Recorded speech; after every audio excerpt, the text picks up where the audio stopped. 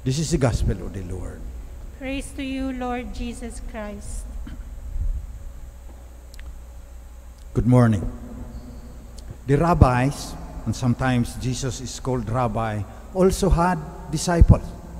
But I would like to explain to you today the difference between a rabbi or a professor in a university having disciples and the way Jesus summoned the 12 and gave them authority.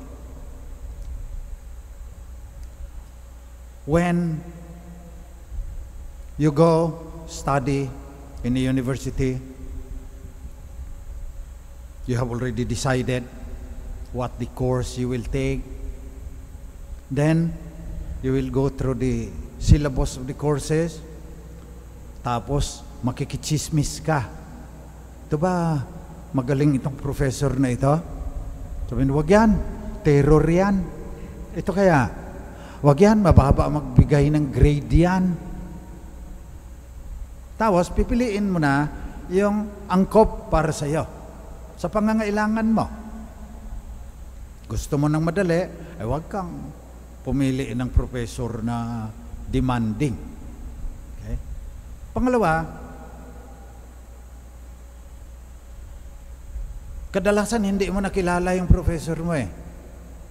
Hintay kayo dyan, on time, papasok siya, le-lecture siya dyan, differential calculus, integral calculus. Tapos lalabas na. Bibigay ng test yan. Halos hindi mo na makikilala. Pambihira yung mga professor na nakakaibigan mo. Minsan ayaw din nila eh. Dahil baka makulayan na lagi kayong lumalabas. Tapos baba naman ng grade mo. Tataasan niya dahil nakakahiya naman. Kaya parang walang personal relationship. Ang ideal pa nga, wala kayong relationship talaga. Nakatuon doon sa pag-aaralan mo na calculus. Pagkatapos nun, tatapos ang semester, nabigyan ka na ng grade, hindi mo na makikita yan. Ganon din sa mga rabbi. Pipili ka ng rabbi, makinig ka. Noong panahon ni Jesus, to, parang maganda to. Susunod, disciple ka na niya. Kinig-kinig ka dyan. Ang pag-aaralan ninyo yung law ni Moses. Pakinggan ninyo ngayon ito, dahil para sa inyo ito. Kasi kayo, disciple din. Hindi lang yung mga madre, mga brothers, mga pare, lahat ng nabinyagan, disciple ni Jesus. Ano ngayon ang pagkakaiba? Nung mag-aral ka sa university at yung pipiliin ka ni Jesus. Andun na kaagad, pinili. Yung mga estudyante, sila ang pipili ng professor.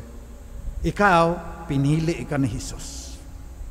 Sinabi pa ng Diyos, sinulat ko yung pangalan mo in the palm of my hand.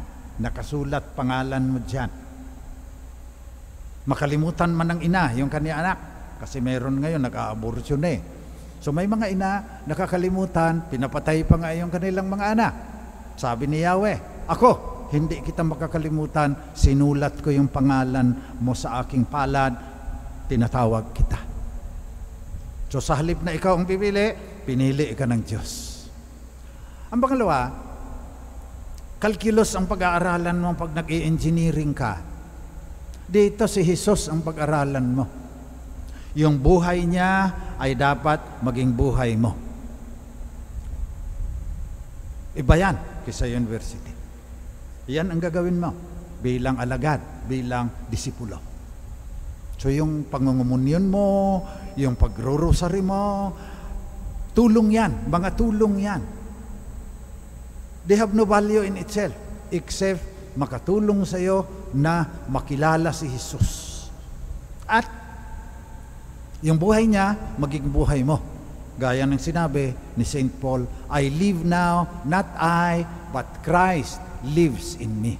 Si Jesus na ang nabubuhay sa akin. Ang layo niyan, kisa nung disciples sa mga rabbi, ang layo niyan doon sa mga estudyante sa university. Walang pakialam ang professor sa buhay mo, wala ka ring pakialam sa buhay niya. Ito, inuutusan tayo ni Jesus. Pag nabinyagan ka ang pangunahin mong tungkulin ay yung buhay ko, magiging buhay mo. Para masabi mo rin, kagaya ni St. Paul, I live now, not I, but Christ lives in me. Napakahirap niya gagawin. Walang summa cum laude dyan, kasi lahat tayo mga makasalanan. Ang pangatlo na pagkakaiba, pinili ka ni Jesus, yung buhay niya ang pag-aralan mo para magiging buhay mo rin. At ang pangatlo, pag nasabi mo na I live now, not I, but Christ lives in me. Ang pangatlo, yung mission niya nagiging mission na rin. Kaya sa Ebanghelyo, sinabi, the kingdom of heaven is at hand. Yan ang inyong i-proclaim. Which was Jesus' mission also. Repent and believe in the gospel. The kingdom of heaven is at hand. Kung ano yung kaniyang tungkulin, yan din magiging tungkulin mo. Kaya, ina ka man ng tahanan, may asawa kang mabait, ano man ang nagiging problema mo, madri ka man, lahat tayo, ganito ang gagawin. Pakinggan ang pagtawag ni Jesus because He summons us. Sikapin na yung buhay niya, magiging buhay natin. Kaya yung kaniyang katawan at dugo, binibigay sa iyo. Spiritual communion lang sa marami ngayon, ganon din yan. Pinapalakas ka, sapagkat marupok tayo, ang hirap noong sasabihan kang yung buhay mismo ng banal na diwa, yung divine word was made flesh, magiging buhay mo, napakahirap niyan. Mga santo lang ang nakakagawa niyan. Pero subukan natin sa abot ng makakaya ng ating sariling karupukan. Pagkatapos, yung mission nga natin, doon din. Sa pamilya mo, sa kapitbahayan mo, sa komunidad, barangay mo, doon mo ipapahayag na yung kaharian narito na. The kingdom of heaven is at hand. Poproclaim mo yan sa context mo na may COVID, naka-face mask at saka shield pa tayo lahat ngayon. Hirap ng ekonomiya, mas mahirap pa yan sa mga darating na panahon. Laki ng utang ng ating bansa. Bawat isa sa atin, 91,000 ang utang. Yung 110 million Filipinos, bawat isa dyan, 91,000 pesos ang utang. Pati yung mga bata, nakapapanganak pa lang. Pagkatapos darating pa yung climate change. Nababago natin ang panahon dahil sa usok na binuga ng ating pabrika at mga sasakyan. Hindi tayo nag-iingat. Ginahasa natin si inang daigdig sa pamamagitan ng ating pagkagahaman at pagwawalang bahala. Iyan ang konteksto ngayon ng pagpapahayag na ang kaharian ng Diyos ay narito na. Na gusto ng Diyos maghari sa puso ng bawat tao. Kaya sisikapin mo yan, lalo na sa mga mahal mo sa buhay. Sikapin mo na magbago ang buhay ng mga tao, alinsunod sa kaharian ng Diyos. Lagi nating dinadasal, mapasa amin ang kaharian mo. Yan yung mission mo. Pahayag mo na yung kaharian na yan, narito na. Sundin ang loob mo dito sa lupa para ng sa langit. Yan yung ubod ng kaharian ng Diyos. That is the core of God's kingdom. That God rules over the heart. Ano ibig sabihin ng rules over your heart? Yung pananaw ng Diyos, magiging pananaw mo. Yung worldview niya. Sabi rin ni St. Paul, have in mind. Yung mind ni Jesus Christ, yun din mind mo. Yung heart ni Jesus Christ, yun din ang heart mo. Yan yung thy kingdom come, thy will be done on earth as it is in heaven. Kaya, pasalamatan natin ngayon sa misang ito, ang Panginoon na may gawa ng langit at lupa. Pasalamatan natin na tinawag tayo. Sinulat yung ating pangalan sa kanyang kamay.